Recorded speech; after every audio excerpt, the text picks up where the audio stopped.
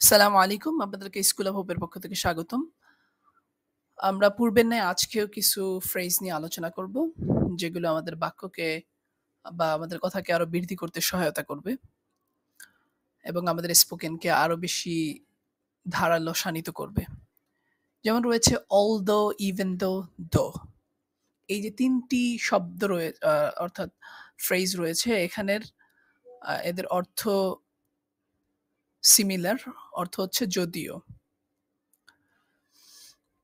আমরা যদি ১ম উদাহরণ লক্ষ্য করি যেমন although he was tired, he continued working। অর্থ হচ্ছে যদিও সে ক্লান্ত ছিল, সে কাজ চালিয়ে গেল। Although he was tired, he continued working। Next যে উদাহরণটা আছে সেটা হচ্ছে even though it was raining, they went for a walk। যদিও বৃষ্টি হচ্ছিল, তারা হাঁটতে বেরিয়েছিল। Even though it was raining, they went for a walk। যদিও বৃষ্টি হচ্ছিল, তারা হাঁটতে বেরিয়েছিল। তারপরে নেক্সট যেটি রয়েছে I like tea though I prefer coffee। আমি চা পছন্দ করি, যদিও আমি কফি বেশি পছন্দ করি। মানে আমি চাও পছন্দ করি যদিও কফি আমার চায়ের থেকেও বেশি পছন্দ। তো আপনারা যদি এই যে although এবং even though এই শব্দগুলোর অর্থ একই থাকার পরেও এর মধ্যে আসলে ডিফারেন্সটা কি সেটা জানতে চান, সেটা আমাদেরকে কমেন্টে জানাবেন। নেক্সট যেই উদাহরণটি রয়েছে সেটি হচ্ছে despite, in spite of। এর অর্থ হচ্ছে সত্ত্বেও, তথাপিও।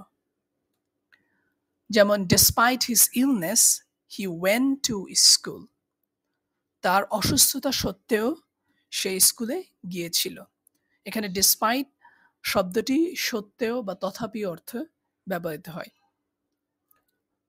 So despite his illness, he went to school। অর্থাৎ তার অসুস্থতা থাকা সত্ত্বেও সে স্কুলে গিয়েছিল।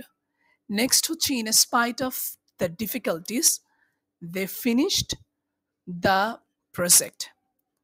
অর্থাৎ কঠিনতা বা কাঠিন্যতা সত্ত্বেও তারা প্রকল্প শেষ করেছিল। despite এর পর সবসময় সাধারণত একটা পজেসিভ ফর্ম ব্যবহৃত হয় প্রোনাউনের। আর in spite এর পরে আপনারা দেখতে পাচ্ছেন যেখানে নাউন ব্যবহৃত হয়েছে। in spite of the difficulties, they finished the project। কাঠিন্যতা সত্ত্বেও তারা প্রকল্প শেষ করেছিল। এরপরে যে এই ফ্রেজগুলো রয়েছে সেখানে হচ্ছে whereas, on the other hand, however।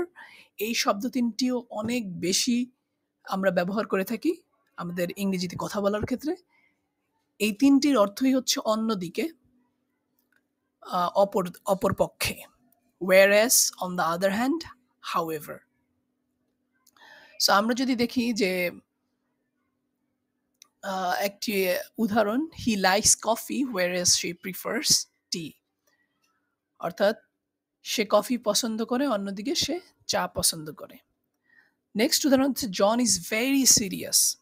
জন খুবই সিরিয়াস বা এখানে গম্ভীর অর্থ হতে পারে, গম্ভীরও বলা যায়, অথবা সে খুবই serious. On the other hand, Mike is very funny. অপরদিকে মাইক খুবই হাস্যরসাত্মক। অর্থাৎ জন খুব সিরিয়াস কিন্তু মাইক হচ্ছে কি ফানি। সেইটাই এখানে যে যুক্ত করেছে কথাটা, John is very serious, John খুবই serious. On the other hand, অপরপক্ষে মাইক ইজ ভেরি ফানি, অর্থাৎ মাইক খুবই ফানি। তো মাইককে একটু আলাদা করেছে অন দ্য আদার হ্যান্ড বলে। নেক্সট হচ্ছে she wanted to go out. সে বাইরে যেতে চেয়েছিল। হাউএভার, তবে, এখানে কিন্তু অর্থ দিয়েছে বা তবে অর্থ। However it was too late, তবে খুব দেরি হয়ে গিয়েছিল। She wanted to go out, however it was too late. সে বাইরে যেতে চেয়েছিল, তবে খুব দেরি হয়ে গেছিল। নেক্সট আমরা যে ৩টি ফ্রেজ দেখব এটিও বহুল ব্যবহৃত। আমরা খুবই কথায় কথায় ব্যবহার করে থাকি।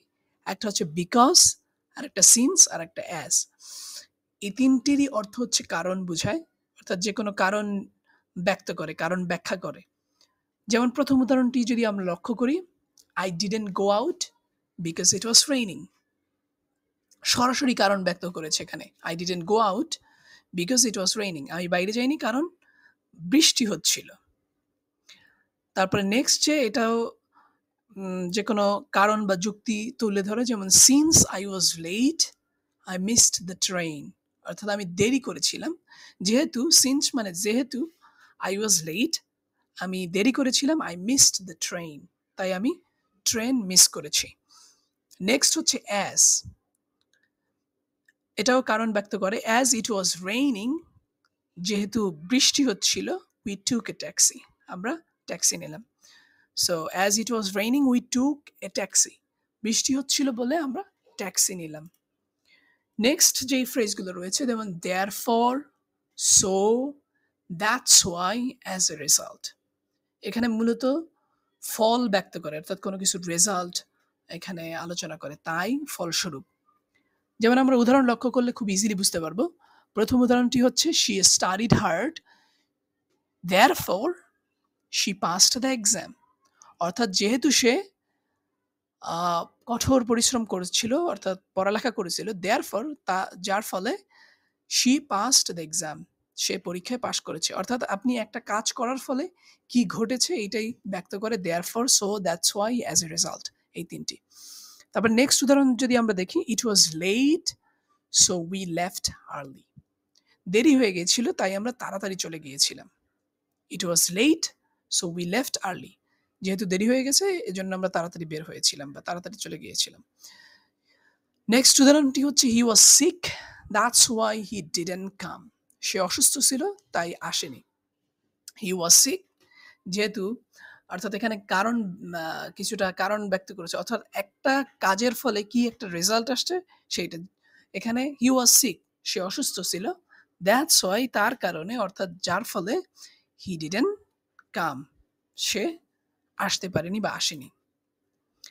নেক্সট যে লাস্ট উদাহরণ আমরা দেখব সেটা হচ্ছে as a result, he didn't study well, সে ভালোভাবে পড়াশোনা করেনি, অ্যাজ এ রেজাল্ট, যার ফলে হি ফেইলড, ফলস্বরূপ সে কি ফেল করেছে। He didn't study well, as a result he failed, সে ভালোভাবে পড়াশোনা করেনি, ফলস্বরূপ সে ফেল করেছে। সো আজকের মতো এতটুকুই ছিল। আশা করি নেক্সট ভিডিওতে আমরা আরও কিছু ফ্রেজেস নিয়ে আলোচনা করবো ইনশাল্লাহ। সে পর্যন্ত ভালো থাকবেন। আসসালামু আলাইকুম রহমতুল্লাহ বারকাত।